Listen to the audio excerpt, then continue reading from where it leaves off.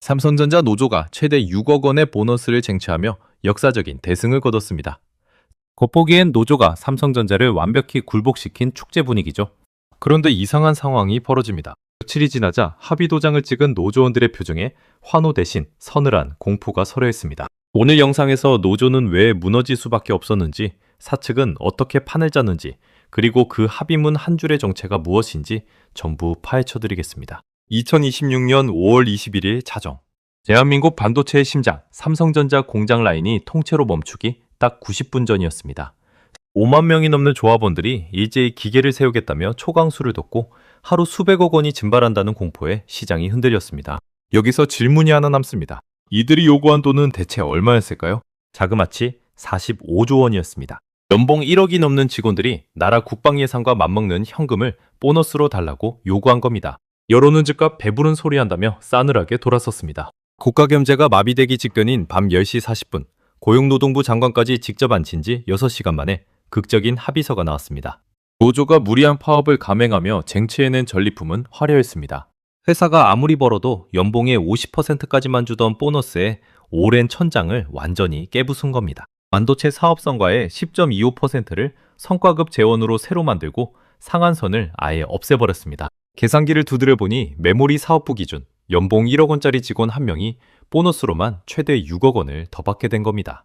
여기에 적자를 보던 가전부문 직원들에게까지 최소 1억 6천만 원의 돈을 무조건 보장하라는 조건까지 받아냈습니다. 사측을 완전히 굴복시킨 역대급 대승이었습니다. 노조원들은 승리의 현수막을 내걸었고 분위기는 온통 축제였습니다. 그런데 왜 이 화려한 합의서의 잉크가 마르기도 전에 삼성 직원들 사이에서 완벽하게 당했다는 탄식이 터져나왔을까요? 비밀은 합의서 맨 밑바닥에 숨겨진 딱 한 줄에 있었습니다. 그 한 줄은 이랬습니다. 특별 경영 성과급은 전액 자사주로 지급한다. 현금이라는 글자는 어디에도 없었습니다. 6억 원을 주긴 주는데 현찰이 아니라 오직 삼성전자 주식으로만 준다는 뜻이었습니다. 더 큰 문제는 그 주식마저 내 마음대로 팔 수 없다는 장치였습니다. 보호예수 조항이 걸려 있었던 겁니다. 보호예수, 쉽게 말해 회사가 허락할 때까지 절대 팔지 마라 하고 내 주식 계좌에 채워둔 강제 자물쇠입니다. 전체 6억 원 중에서 지금 당장 팔 수 있는 건 딱 3분의 1인 2억 원어치 뿐입니다. 나머지 4억 원은 1년 뒤, 2년 뒤로 강제로 잠겼습니다. 눈앞에 진수성찬을 차려놓고 2년 동안 숟가락도 못 대게 손을 묶어놓은 꼴입니다. 그림의 떡이나 다름없습니다. 이 주식이 계좌에 꽂히자 출근하던 직원들의 눈빛이 180도 바뀌었습니다. 불과 몇 주 전만 해도 이들은 회사가 망하든 말든 우리 돈을 내놓으라며 사측에 목줄을 지던 당당한 노동자들이었습니다. 특히 내 밥그릇을 뺏는 주범이라며 사측이 추진하던 AI 무인 자동화 공장을 온몸으로 막아서던 이들이었죠. 그런데 수억 원의 주식을 쥐자마자 기가 막힌 역전극이 벌어집니다. 이제 이 주식의 가치가 떨어지면 내 마이너스 통장 대출 계좌가 터집니다. 2년 뒤에 주식을 온전히 내 현금으로 바꿀 때까지 주가가 무조건 하늘 높이 올라야 내가 사는 겁니다. 그럼 삼성이 주가를 올리려면 어떻게 해야 할까요? 인간 노동자의 파업 리스크를 완전히 지워버릴 최첨단 AI 시스템과 로봇 군단이 하루빨리 공장에 도입되어 실적을 사상 최대치로 찍어내야 합니다. 결국 내 돈 6억 원을 지키기 위해 어제는 내 일자리를 뺏는 원수라며 반대했던 사측의 무인화 기술을 이제는 그 누구보다 열렬히 응원하는 처지가 된 겁니다. 내가 살기 위해 내 동료의 의자를 치워버리는 기술 발전을 기원해야 하는 잔인한 모순입니다. 사측은 보너스로 현금 대신 주식을 던져준 것 하나로 회사를 무너뜨리려던 파업 투사들을 순식간에 사측의 경영 전략을 호위하는 극성 개미주주로 개조해버린 겁니다. 자, 여기까지 들으시면 이런 생각이 드실 겁니다. 에이, 그래도 주식이 어디야. 2년 묵혀뒀다가 나중에 대박 나면 되는 거 아닌가? 맞습니다. 주가만 계속 오르면 해피엔딩이겠죠? 하지만 진짜 문제는 주가가 아니었습니다. 보너스 주식은 단 한 주도 구경 못했는데 당장 이번 달 말까지 내야 하는 세금 고지서가 먼저 안방문을 두드렸기 때문입니다. 퇴근하고 돌아와 식탁 위에 놓인 종이 한 장을 뜯어본 삼성의 한 연구원. 거기엔 이번 달 말까지 현금 2억 원을 토해내라는 가차없는 숫자가 박혀 있습니다. 와이프랑 보너스 축배를 들려던 맥주잔이 그대로 얼어붙는 순간입니다. 대한민국 세법은 참 차갑고 정확합니다. 당장 쓸 수 없는 주식으로 보너스를 받았어도 계약서에 도장을 찍은 순간 똑같은 근로소득으로 취급해 세금을 매기기 때문입니다. 안 그래도 기본소득이 높아 최고 세율 구간에 걸려있던 삼성의 연구원들에게 지방소득세까지 합쳐 무려 49.5%의 최고 세율이 매겨졌습니다. 6억 원 기준으로 내야 할 세금만 무려 현금 2억 원이었습니다. 여기서 질문이 하나 남습니다. 잠장 자물쇠가 풀린 주식 2억 원어치를 전부 팔아서 세금을 내면 되지 않을까요? 정확한 계산입니다. 지금 당장 팔 수 있는 주식 2억 원을 전부 처분해서 세금 2억 원을 내면 서류상으론 딱 맞아떨어집니다. 하지만 그렇게 하고 나면 내 수중에 남는 현금은 정말 단돈 1원도 없는 완벽한 0원이 되어버립니다. 보너스로 6억 원을 받았는데 세금을 내고 나면 내 지갑엔 당장 쥐어지는 돈이 단 한 푼도 안 남는 기이한 계산서가 완성된 겁니다. 결국 삼성맨들이 향한 곳은 은행 대출창구였습니다. 2년 동안 묶여서 팔지도 못하는 나머지 주식 4억 원어치를 담보로 맡기고 세금 내 현금을 빌리는 주식담보대출을 받기 위해서였습니다. 정리하면 이겁니다. 내 이름으로 주식은 6억 원어치가 들어왔는데 정작 세금 낼 돈이 없어서 내 주식을 담보로 은행에 빚을 지고 이자를 내는 처지가 된 겁니다. 성과급 잔칫날에 대출이자를 계산하는 풍경. 이게 지금 삼성에서 벌어진 현실입니다. 회사는 지급일 기준으로 6억 원을 줬다고 장부를 깔끔하게 닫았습니다. 실제 회사 통장에서 나간 현금은 정확히 0원이었습니다. 회사는 모든 리스크를 지었고 직원은 빚쟁이가 되어 발이 묶였습니다. 이것이 자본이 설계한 비즈니스의 가장 냉혹한 민낯이었습니다. 이토록 불리한 독소 조항이 가득한 합의서에 노조 지도부는 도대체 왜 도장을 찍었을까요? 이유를 알기 위해선 2026년 초 협상 테이블이 처음 열렸던 순간으로 돌아가야 합니다. 당시 삼성전자 노조가 들고 나온 최초의 요구안은 이랬습니다. 삼성전자의 연간 영업이익 전망치 300조 원 중 15%에 달하는 45조 원을 전액 현금 보너스로 달라. 45조 원. 대한민국 한 해 국방 예산이 60조 원 안팎입니다. 한 국가의 군대를 1년 동안 유지할 예산의 3분의 1을 직원 보너스로 내놓으라며 사측에 목줄을 친 겁니다. 직원 1인당 추가로 현차 6억 원씩을 더 달라는 소리였습니다. 이 무지막지한 숫자가 언론에 공개되자 여론은 무섭게 뒤집혔습니다. 평균 연봉 1억이 넘는 사람들이 반도체 라인을 인질로 잡고 배부른 파업을 벌인다는 비판이 쏟아졌습니다. 협상의 가장 큰 무기인 대중의 공감을 무리한 숫자 하나 때문에 초반부터 잃어버린 겁니다. 진짜 파국은 외부에서 날아왔습니다. 파업 하루 전인 5월 20일 이재명 대통령이 기자회견장에서 작심 발언을 쏟아냈습니다. 대통령은 노조를 정면으로 겨누며 사자성어 8글자를 던졌습니다. 과요불급 그리고 물극 필반. 정도가 지나치면 무너지고 사물이 극에 달하면 반드시 반전이 온다는 최고 통치권자의 서슬퍼런 경고장이었습니다. 여기에 파업을 지속할 시 하루 벌금 1억 원이라는 사법부의 강제이행 명령까지 테이블 위에 올라왔습니다. 공지에 몰린 최승호 노조위원장은 여기서 치명적인 자충수를 둡니다.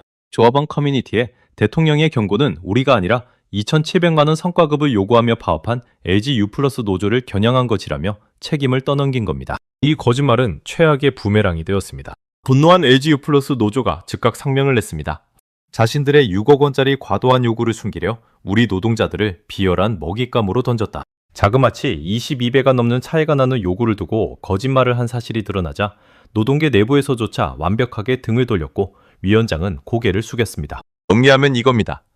하루 벌금 1억 원의 압박, 싸늘한 민심, 노동계의 냉담, 그리고 스스로 파놓은 거짓말 함정까지. 노조 지도부는 협상 테이블에 앉기도 전에 이미 사방이 거대한 벽으로 막힌 완벽한 외통수에 걸려 있었습니다.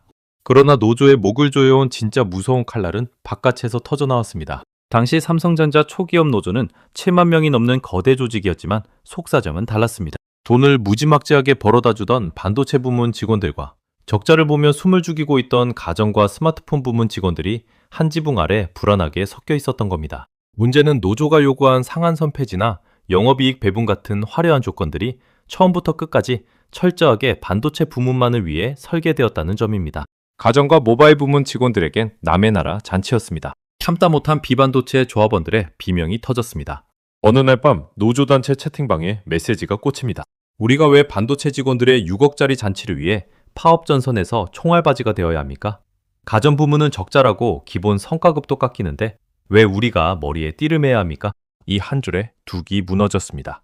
배신감이 들 들불처럼 번지며 사내 인트라넷에 탈퇴 신청서가 홍수처럼 쏟아졌습니다. 하루 수십 장이던 탈퇴서가 수백 장, 수천 장으로 폭증했습니다.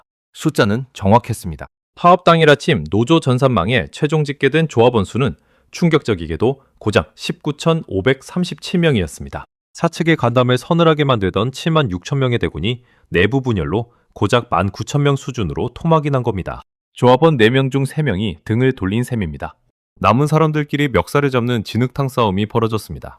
반도체 직원들은 이기적인 배신자라 욕했고 가전 직원들은 법원에 파업 효력 정지 가처분 신청을 내겠다며 칼을 겨눴습니다. 사측과 피 터지는 전쟁을 치러야 할 결전의 날에 아군끼리 총질을 하고 있었던 겁니다. 승부의 저울추는 이미 시작하기도 전에 한쪽으로 완전히 기울어져 있었습니다. 노조가 주식 감옥에 갇힌 바로 그 타이밍이었습니다. 사측은 기다렸다는 듯 최종 카드를 시장에 던졌습니다. 언론을 통해 터져나온 한 줄의 대형 뉴스였습니다. 삼성전자, 오는 2030년까지 주요 생산 공장을 사람 없는 무인 공장으로 완전히 전환하겠다. 공장에서 인간이라는 변수를 통째로 지워버리겠다는 공식 선언이었습니다. 자, 여기서부터 진짜 기묘한 역전극이 시작됩니다. 이 뉴스가 나오자마자 시장은 환호했고 삼성전자의 주가는 하루 만에 무섭게 폭등했습니다.